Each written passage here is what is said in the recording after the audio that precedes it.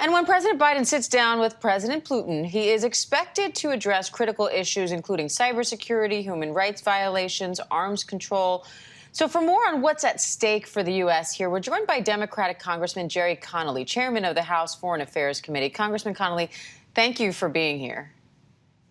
My pleasure. So first, I want to ask you, what do you want to hear from the president today? He's coming out at any moment to talk about the progress so far at this NATO summit. What are you looking for?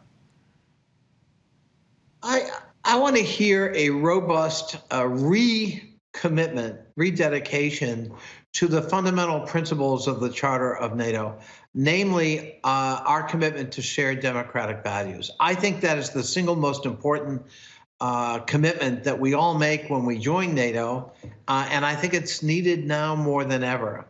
I believe that NATO has to create architecture to promote and advocate for and provide analytical evaluation of democratic institutions and democratic societies.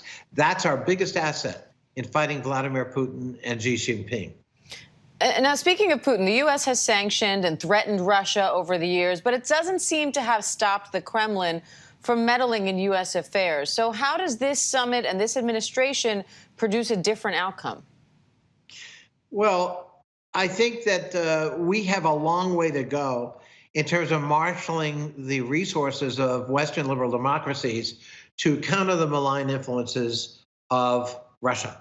But I wouldn't say that it's been without effect.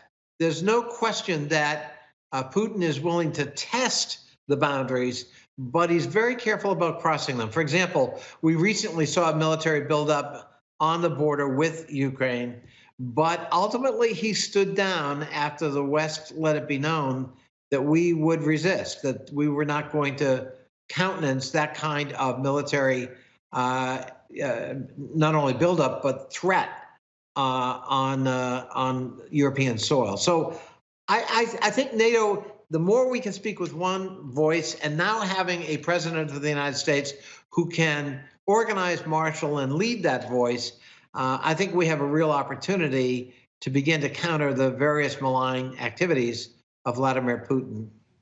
So if after this meeting, cyber attacks from Russians on the U.S. continue to happen, does that mean this summit was a failure? How do you measure success here? Well, I don't know that rogue elements with the sanction of the Russian government or the Russian government itself are necessarily going to desist because of a particular summit in Brussels. The hard work is in organizing and marshaling resources to counter cyber activity, to detect it, to and if necessary, to go on the offense against them. Now, it was interesting to me. I mean, Russia signed an agreement, and I hope Vladimir Putin understands that NATO is kind of escalating the gravity of these cyber attacks and ransomware attacks. By basically saying a cyber attack on a sovereign state that is a member of NATO is a violation and could trigger Article 5, and in which we respond as if it were an attack on all of us. That really, I think, shifts the ground for Vladimir Putin and raises the stakes for activity that heretofore has gone by kind of unpunished. And Congressman Connelly, can I follow up on that? Do you Sure. think that the United States doesn't have sufficient capacities in this area to face Putin and Russia toe to toe? That they're beyond us in certainly their doctrine. They do stuff we don't do, and maybe in their capacities as well. Do you have concerns about U.S. cyber war capacities? Yeah, I've been a champion of paying attention to IT modernization in the federal government across the board since I got to Congress 13 years ago. We still, in some federal agencies, we use legacy systems that go back to the Lyndon Johnson administration.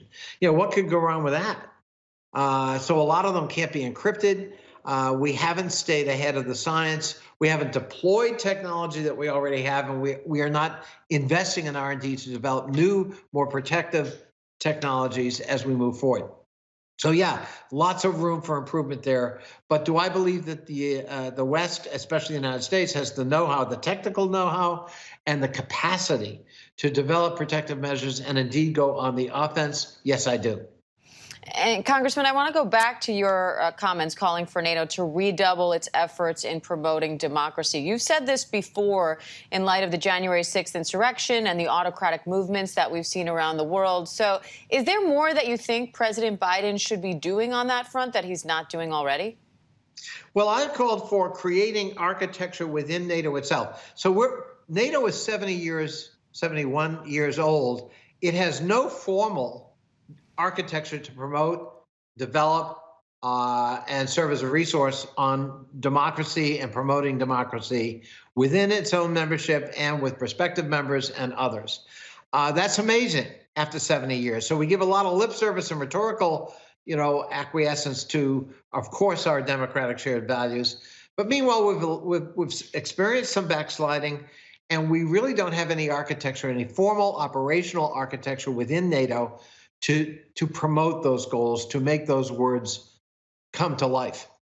And some Republicans are criticizing Biden for being too passive on the world stage. Senator Lindsey Graham, for example, says Biden hasn't done enough to get Europe to push back on Russian cyber terrorism or rein in China, and is instead just producing what he calls fluff and happy talk. So what's your response to this idea that Biden's not being assertive enough? I guess I would say to you, honestly, Lindsey Graham has zero standing to criticize anyone when it comes to relations with Russia. This is Donald Trump's chief enabler, who had nothing bad to say when Donald Trump said that he trusted Vladimir Putin over his own intelligence services, that he took him at his word that he hadn't interfered with the 2016 election, that he wasn't going to, muddy the waters by talking about human rights cases, on and on. I think Lindsey Graham has no business criticizing anyone as to their approach to Russia. I applaud the fact that Joe Biden has returned a clear American critique of Vladimir Putin and everything he stands for.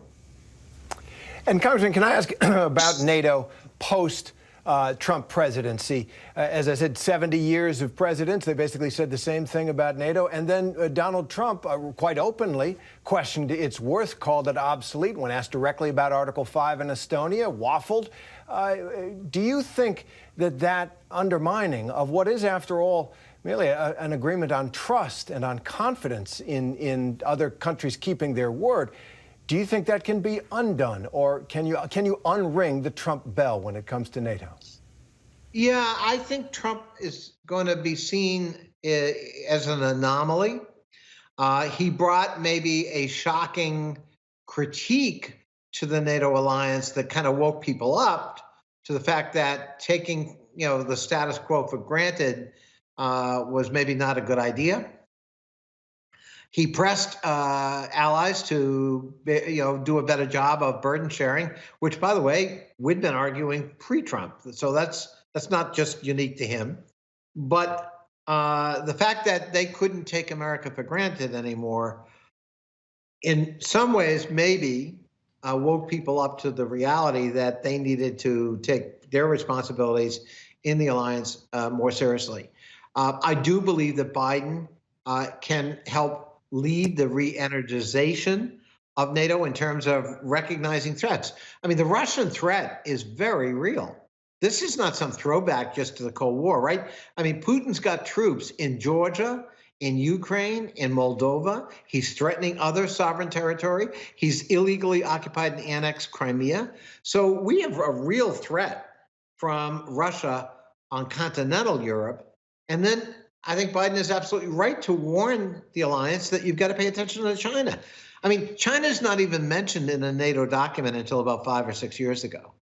And one of your reporters so ably described who China is today. So recognizing that threat, I think, is really important. And I think Biden's doing a service to the alliance in elevating it.